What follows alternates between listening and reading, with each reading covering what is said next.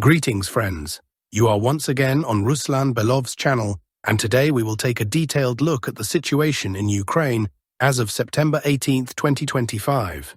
This day has been especially eventful, and as always, I will try to break down the picture of what is happening for you as thoroughly as possible. So, make yourselves comfortable. We are in for a long and serious discussion. But before moving directly to the review of the line of contact and the advances of the Russian armed forces along almost the entire front line, it is worth paying attention to a statement made yesterday by Volodymyr Zelensky. This statement sparked considerable discussion both in Ukrainian and international media, and therefore deserves a closer look. Zelensky declared that Ukraine currently has two possible scenarios for how events may develop. He called them Plan A and Plan B. According to him, the first option, Plan A, envisions ending the war by the end of this year. However, the president of Ukraine failed to specify the most important point: under what conditions this war should end. Will it be an end on Kyiv's terms, meaning if it manages to achieve agreements beneficial to Ukraine? Or does he mean a scenario where the war ends on the terms of the Russian Federation? We never heard an answer to this crucial question. The second option, Plan B, was far more candid. Zelensky openly stated that if hostilities continue, Ukraine will require an astronomical sum, around $120 billion. That, according to him, is the price Kyiv pays for its war with Russia. He also clarified right away that half of this amount, about $60 billion, Ukraine already has, while the remaining $60 billion he intends to seek from Western allies. Here, one important point must be noted. If the president of a country openly admits that he needs tens of billions of dollars to continue military operations, it means Kyiv is essentially placing military spending at the core of its entire state policy. And indeed, we already see that the Ukrainian parliament, the Verkhovna Rada, is drafting its 2026 budget precisely on the assumption that hostilities will continue. In other words, what many experts said back in the summer is now officially confirmed. Ukraine is preparing for a long war, and there are no signs of peace anytime soon. Thus, Zelensky's statement itself became an indicator of Kyiv's overall strategy. On the one hand, he tries to present hope that the war may end this year, but in reality, official documents, including the state budget, tell us something entirely different. The war is included in planning for at least another year, and this, of course, sets a very important context for further discussion of the frontline situation. Now let's move on to the line of contact, and as always, I'd like to ask you to sincerely subscribe to the channel. If you've watched my videos before but haven't subscribed yet, please do so. By subscribing, you're helping the channel grow. Thank you to everyone who has already subscribed. Greetings, friend. Beginning with the Zaporizhzhia direction, which still remains one of the most active sectors of the front. It is here that two major Russian groupings continue their offensive: the Dnieper group on the western section and the Vostok group on the eastern flank. Over the past 24 hours, the Dnieper group managed to advance in the western part of Stepnohorsk and Primorsk. This is a small agglomeration consisting of several settlements, but playing an important role in Ukraine's defensive system. It should be explained here, settlements like these, even if they look small on the map, are key strongpoints, as they are equipped with fortifications, depots, and firing positions. We can judge Russian advances not only by official statements, but also by footage of objective control published by the Ukrainians themselves. These materials clearly show Russian assault groups moving in the area of Primorsk. In other words, this is not just about claims, but visual confirmations, which allow us to conclude that the Russian army continues to expand its presence in this sector of the front. Thus, we can state that Russian forces are now consolidating both in Primorsk and Stepnohorsk. And speaking of strategic objectives, the goal here is obvious: reaching a vital strongpoint located along the M18 highway. This road is one of the key supply arteries, and control over it opens opportunities for further offensive development. At the same time, from the eastern flank, Russian units are clearing Ukrainian positions south of the so-called Stepnohorsk citadel. This part of the city is densely built up, with many multi-story buildings that Ukrainian troops have actively turned into strongpoints. As is well known, urban combat is among the hardest, since every building can be a fortress, and every street a defensive line. Nevertheless, despite these difficulties, the Russian army is gradually advancing. The main objective here is to clear the citadel itself and reach the northern outskirts of the settlement. If this line is brought under control, Ukrainian defenses in this area will come under serious pressure. Now let's look at the eastern part of the Zaporizhzhia front, where the Vostok grouping is operating. As we discussed in earlier reports, the pace of advance here has slowed significantly. 3 Russian armies are engaged in this sector: the 36th, the 29th, and the 5th. More specifically, the offensives of the 36th and 29th armies have largely stalled roughly midway between the R85 highway and the Mokry Yali River. The reasons for this slowdown are not entirely clear, but several versions exist. Firstly, in this area, the Ukrainian side announced a mandatory evacuation of several settlements near Pokrovska just a few days ago. This may indicate that significant Ukrainian reserves are being redeployed here, and resistance has therefore increased. According to open-source data, heavy fighting is now ongoing for the settlements of Berezov, Kalinivska, and Arestopil.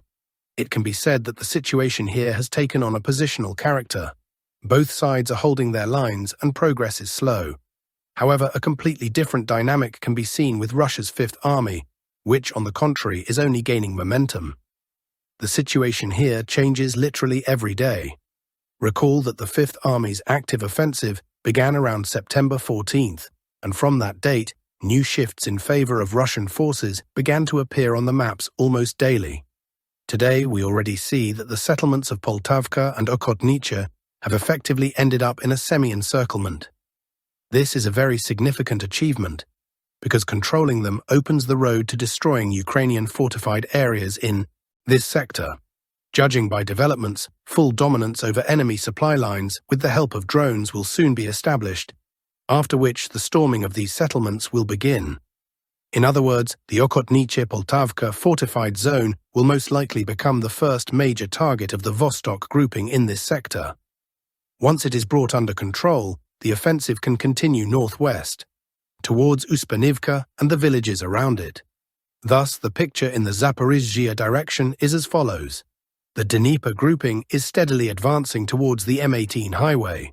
Vostok is engaged in heavy fighting and gradually taking fortified areas under control, while the Fifth Army is showing the most significant progress, reaching new lines and effectively imposing its operational advantage on the enemy.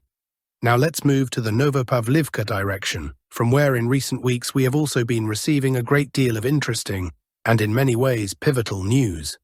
For some time, this section of the front was hardly mentioned, neither in reports from the Russian Ministry of Defense nor in Ukrainian sources. In the information space, it seemed to vanish, with only rare reports appearing in Telegram channels and from independent analysts. However, the situation changed just a few weeks ago, when news emerged of a new Ukrainian counteroffensive. Ukrainian forces attempted to strike back towards several settlements at once: Zeleny High, Tolstay, Andriivka, and Klevtsove. In the first days of the attack, this maneuver looked fairly successful for the Ukrainian side. Some sources reported advances, and in certain cases even consolidation on new positions. It seemed that Kiev had managed to seize the initiative and at least locally improve its stance in this direction. However, within just 5 days, the offensive push ran out of steam. In other words, after several initial successful steps, the counteroffensive simply burned out. This can be explained by several factors. Firstly, Ukrainian troops lacked the resources to build on their gains. Secondly, the Russian side quickly adapted and launched countermeasures. After this, the Russian army organized its own counterattack. Strikes were delivered in a fairly coordinated manner, across several parts of the front simultaneously. As a result, Russia not only regained control of the territories lost during the Ukrainian attack, but also created conditions for its own advance. Here, one important detail should be noted. The Ukrainian side apparently did not expect that after repelling the attack, the Russian army would not just hold its lines, but continue moving forward. This, perhaps, was Kiev's strategic mistake. A few days ago, pro-Ukrainian cartographers were forced to acknowledge changes on the map. They showed territory in the southeastern part of Ivanivka changing hands. According to their data, Russian forces, pursuing retreating Ukrainians, entered this area and secured a small section. At that moment, many wondered, would this remain an isolated episode, or did it mark the beginning of a more serious advance? The answer appeared just a few days later. Within 4 days, pro-Russian experts and analysts began reporting that the Russian army had not only held the captured foothold, but expanded it. Moreover, they had significantly improved their positions by consolidating on advantageous lines. Now, according to their estimates, Russian forces control 15 to 20% of Ivanivka's territory. This is a significant result, given the density of the built-up area and the difficulty of urban combat. If the Russian army continues to develop its success and the Ukrainian side is forced to retreat, Ivanivka will become the first larger and more significant settlement located on the Ukrainian side of the Volchya River to come under Moscow's control. And here new prospects open up. From these positions, the Russian army can quite easily develop offensives in several directions. First, toward Novopavlivka, where the attack would effectively hit the flank and rear of Ukrainian units defending this area. Second, from Ivanivka there is an opportunity to advance on Velikomikhylivka, which would threaten the entire Ukrainian defensive line in this sector.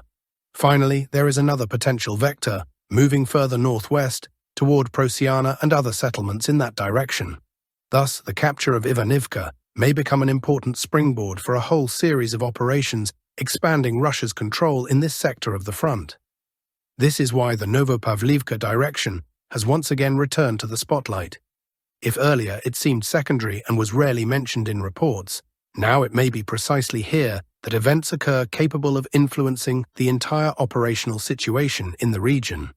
Now let's move on to the Kostiantynivka sector of the front, where events are also developing very dynamically. Here Russian units continue their consistent offensive and are gradually completing the clearance of the southeastern bridgehead near the settlement of Kostiantynivka. At the moment, fighting is taking place in the area of the so-called Kostiantynivka Dachas. This sector represents a fairly large zone of garden plots and summer houses, which the Ukrainian side actively used as a fortified area. Such zones may not look impressive on the map, but in practice they turn into serious defensive lines. Every small house or structure can be converted into a strong point, while the dense network of garden roads and greenery provides additional cover. Despite this, in recent days there have been reports and map adjustments indicating that part of this dacha area has already come under the control of Russian forces. This information is confirmed not only by pro-Russian sources, but also by a number of neutral cartographers, as well as some Western analysts who are compelled to acknowledge Russia's gradual advance in this sector. In response to the situation, the Ukrainian command was forced to urgently redeploy reinforcements. In particular, reconnaissance footage recorded the movement of a column from the 95th Separate Air Assault Brigade of the Armed Forces of Ukraine. This is one of the most combat-ready units, which Kiev traditionally employs either as a strike fist or as a means of stabilizing the situation in threatened areas. However, despite the redeployment of reinforcements, the position of the AFU in this area remains difficult. The column of the 95th Brigade was struck with cluster munitions. These images once again demonstrate how vulnerable even well-trained units become when they are forced to move under constant surveillance and fire. Thus, the Ukrainian side faces serious challenges in its attempts to stabilize the defensive line around Kostiantynivka. Russian troops, while not advancing as quickly here as in some other sectors, are nevertheless steadily closing the distance to the town itself. It is important to understand that Kostiantynivka is not just a point on the map. It is a key defensive hub, and its loss would be a serious blow for the Ukrainian side. The capture of the town would allow Russian forces to expand their offensive further, creating a threat to neighboring directions. In addition, it would have a significant psychological effect, since Kostiantynivka has long been regarded by Kiev as one of the strongholds in this sector of the front. To summarize, at the moment, the situation is not in Ukraine's favor. Even the active redeployment of fresh forces, including elite units, has not yet brought a turnaround. The Russian army continues to apply pressure, advancing step by step and moving ever closer to the threshold where the battles will be fought directly for Kostiantynivka. Now let's turn to the Siversk-Lyman axis, which is also one of the key sectors of the front. The situation here remains tense, And although there are not many map changes so far, in this sector we see a large number of confirmed video materials and reports that allow us to better understand what is actually happening on the ground. To make sense of the developments, it is worth focusing on the recent actions of the Russian military leadership. Quite recently, Chief of the General Staff Valery Gerasimov personally visited the center group of forces on a working inspection. This visit can be considered significant. Such inspections are not carried out without necessity. They are usually connected either with preparations for major operations or with the need to adjust plans in a complex environment. During this inspection, Gerasimov made several statements worthy of special attention. For instance, he confirmed that the West group of forces is developing its offensive in the Kupyansk area. This had been known before, but far more significant were his words about the situation in other parts of the front. According to Gerasimov, Russian troops have entered the settlement of Yampil and are fighting there. This is an extremely important detail because it represents confirmation from a top-level official. In other words, reports about the storming of Yampil are no longer just telegram chatter or third-party claims. They are now an officially established fact. In addition, Gerasimov stated that the Serebryansk forestry area is fully under Russian control. This zone has repeatedly been the scene of fierce battles in recent months, and now we can speak of Russian forces consolidating their positions. Control over the forest is important as it provides an additional springboard for further offensives and deprives the Ukrainian side of convenient cover for maneuvering. Special attention should be paid to his words regarding Siversk. Gerasimov emphasized that assault units of the southern grouping are advancing into the town of Siversk. The key point here is the preposition into. This means that despite the maps commonly showing Siversk as fully under AFU control, in reality fighting is already taking place within the town. In other words, street battles have begun. Yes, we do not yet have geolocated evidence or new updates from independent cartographers. However, if we rely on the words of the Chief of the General Staff, Russian units are indeed inside Siversk and conducting active operations there. This is a serious signal, indicating that Ukrainian defenses in this area are under enormous pressure. In summary, it seems that the situation in the Siversk sector is becoming increasingly unfavorable for the AFU. Even if Kyiv tries to hold the town, it is no longer about stable defense, but rather about heavy fighting inside the settlement. And urban battles, as is well known, are extremely exhausting, requiring large reserves and constant resupply. Now let's look at the Lyman area, where the main confrontation is centered around the small village of Shandryholov. At first glance, it may seem insignificant, but in reality it plays an important role. Its location along the Nitrius River makes it convenient for organizing defenses, which is why Ukrainian troops are trying to hold it at all costs. In recent days, footage has been published showing Russian soldiers taking positions in the village under heavy fire from Ukrainian FPV drones and artillery. In particular, there has been recorded footage of Russian units advancing along Huchenko Street. As the fighters entered one of the buildings, they were struck by drones. Despite these attacks, Russian troops managed to consolidate, which allowed for map adjustments. Thus, it can be stated that the battle for Shandryholov is nearing its conclusion. Essentially, the Ukrainian side is losing control over this settlement. What comes next? Several options are possible. Russian units may continue advancing west toward Oleksandrivka, or shift the focus toward Novopavlivka or Derelov. In any case, the strategic goal remains the same, reducing the distance to Lyman and creating a threat to the town from the northwest. If we look at the entire Siversk-Lyman direction as a whole, we see the methodical advance of Russian troops, perhaps not always at high speed, but with constant pressure on Ukrainian defenses. At the same time, we observe signs of exhaustion on the Ukrainian side. The need to hold multiple defensive lines at once and to redeploy reinforcements from one sector to another indicates a shortage of resources. Now let's move to the Kupyansk direction, where significant events are also unfolding. According to open sources, the AFU command decided to redeploy the 3rd Assault Brigade here. This decision is very telling in itself. Previously, this unit was actively used in the Lyman sector of the front. There, it repeatedly counterattacked, attempting to slow the Russian advance toward Lyman. However, these efforts failed to achieve tangible results. the Ukrainian side was unable to change the situation. Now these worn-out and exhausted forces are being urgently redeployed to Kupyansk, with the sole goal of stabilizing the situation and preventing the collapse of the defense. In fact, we see that Siversky's command is running out of resources for so-called fire brigades.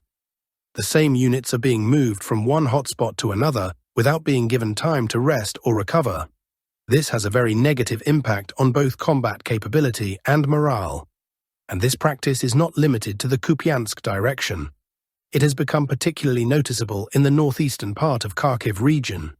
Here, taking advantage of activity on other fronts, Russian forces have launched a new offensive along the state border. According to various sources, both pro-Russian and neutral, the Russian army has advanced deeply into Ukrainian territory, especially in the areas of Otradne, Dvorichne, and Bologivka. Moreover, there are reports that the village of Otradne is already fully under Russian control. Fighting has also intensified in the area of Vovchansk. Here, Russian forces managed to clear the Vovchansk oil plant and are advancing toward the central part of the town. At the same time, battles continue in the large forest near Sinelnikova. Russian forces regularly strike AFU positions with rockets and artillery, keeping constant pressure on the defense. Looking at the prospects, more and more experts agree that developments in the northeast of Kharkiv region may resemble what we recently observed in Zaporizhzhia. Russian west and north groupings are gradually eroding Ukrainian defenses, capturing one bridgehead after another. The goal here is obvious: to merge the bridgeheads along the Oskil River and the state border into a unified front. This would create a strategic advantage for the Russian army, enabling it to control a significant area and push deeper into the region. If Ukraine fails to assemble new reserves, in the coming months, Russian forces may reach the Pechenihi Reservoir and link up with the bridgehead around Kupyansk. This would deliver a serious blow to the entire AFU defensive system in the region. So to sum up, we have reviewed the key directions from the Zaporizhzhia front, where the Dnieper and Vostok groups continue their advance, to Novopavlivka, where Russian troops have consolidated in Ivanivka, from Kostiantynivka and Siversk to Lyman and Kupyansk. The picture is as follows. Russian forces are steadily, perhaps not always rapidly, but systematically developing their offensive. The Ukrainian side, on the other hand, faces a growing shortage of reserves. Fire brigades are being redeployed from one sector to another without rest, and attempts to stabilize the situation increasingly prove to be only temporary measures. Thus, the autumn of 2025 is becoming one of the most difficult periods for Ukraine in the entire conflict. That's all for now, dear friends. Thank you for staying with me. Subscribe to the channel, leave a like, and see you next time.